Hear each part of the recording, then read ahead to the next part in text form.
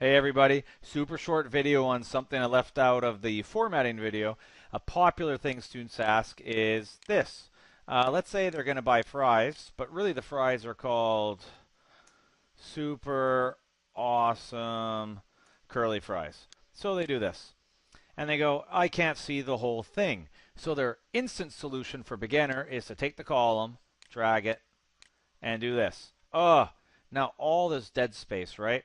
Well, there has to be a better solution. If you can't shorten the name, the better solution is to take this cell and make it do something called wrapping the text. So basically, it moves to a new line when it needs the space and it'll show you the text. Now to do that, let's just do this. Let's make this row a little wider for now. Select the cell, right? So I got A8 selected. And in Word here, it has wrap text. And when I click wrap text, it does that. And you can see here I haven't quite made my column big enough, so you still got to have a little compromise. But you can see here, now it wraps the text onto two lines. It doesn't do this by default unless you click the wrap text in the cells. Now, if you don't have that wrap text button in your version, here's how you get it. So let me turn it off.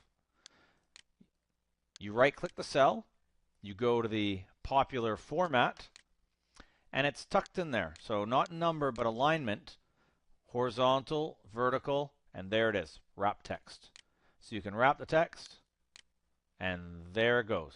I'll show you another little thing while we're there. Format cells, text angle. Okay, it looks ugly. Some people sometimes like to do that, not necessarily when you have that much writing, but when you have something like this. Okay, it still doesn't look that good, but they like to do that like on the side of graphs so the text is angled. Anyways, just thought I'd show you while we were there. Thanks for watching.